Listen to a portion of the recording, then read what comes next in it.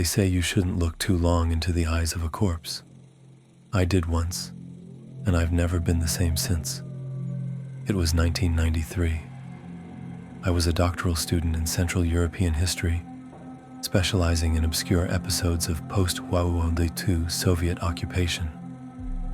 My advisor had pointed me to a lead in Slovakia, near the border with Hungary, a forgotten town called Černé, practically swallowed by the forest.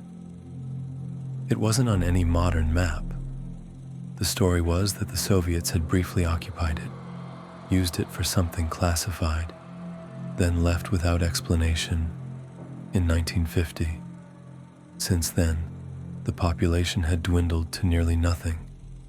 I had a fellowship and time, and I was hungry for something that hadn't already been picked clean by other researchers, so I went. The train dropped me off at a station 20 kilometers away. From there, I had to hitch a ride with a local farmer who wouldn't even drive the full way. "Not after dark," he said in broken English, then crossed himself. I laughed it off, of course. Superstition is thick in places like that. But when I finally made it into the town, I stopped laughing.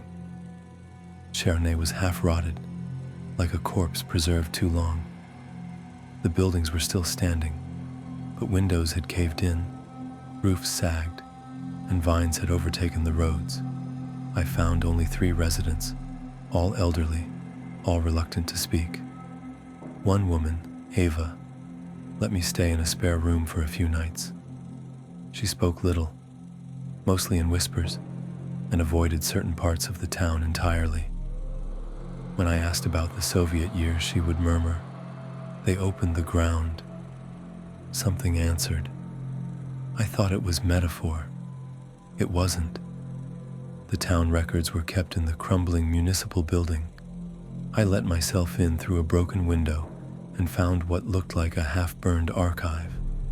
But there were enough documents to piece together something resembling a timeline.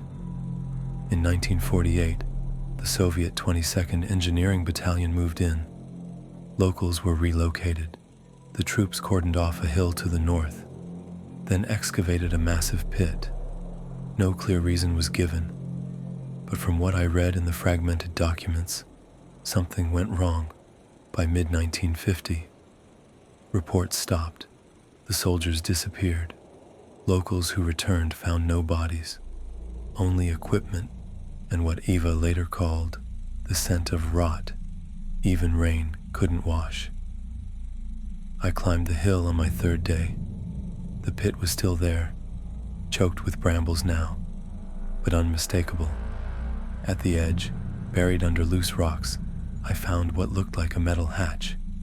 It was half open. I still don't know why I went inside. The air changed immediately. Cold, dry, and silent in that way that swallows the sound of your own breath.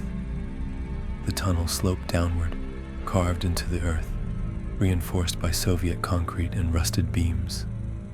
I used my flashlight sparingly, noting strange markings on the walls, some in Cyrillic, some in something older, angular, and unrecognizable.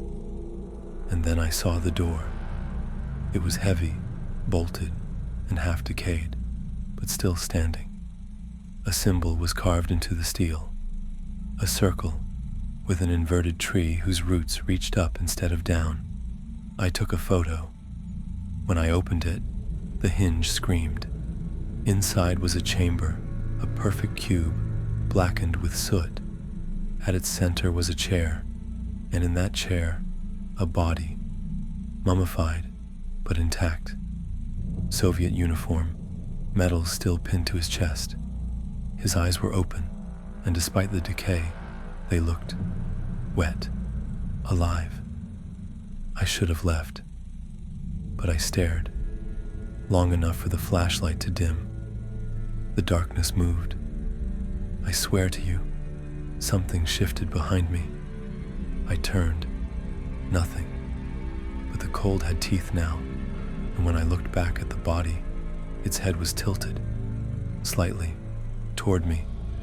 I ran, fell halfway up the tunnel.